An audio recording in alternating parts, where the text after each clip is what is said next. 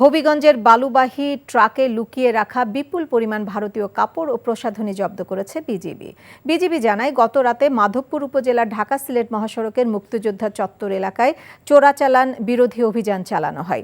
এ সময় বালু বোঝাই ট্রাকটি আটক করা হয়। পরে তল্লাশি করে বালুর নিচে লুকিয়ে রাখা ১,৯০০ পিস ভারতীয় শাড়ি, ২০,৭৪১ মিটার থান কাপড় ও ১০,৮৮২টি ক্রিম জব্দ করা হয়। সাময়িক বিচ্ছেদ শক্ত বাঁধন তৈরি করে। মানসিক দৃঢ়তায় আমি লোহা আগুনে পুড়িয়েছি ভালো কিছু পাবো বলে। তোর মধ্যে কোনো গলদ নেই। আমার ভুল থাকতে পারে, আমার মধ্যে মিথ্যা নেই। ওরা কি বললো না বললো তাতে কি তোমার এমন রিয়েক্ট করতে হবে? তুমি সব সময় ভালো মানুষ হয়ে থাকতে চাও, তাই না? সবাই ভালো মানুষ। তুমি অযোগ্য। বাসে না কেউ ভালো, ডাকে না কেউ কাছে।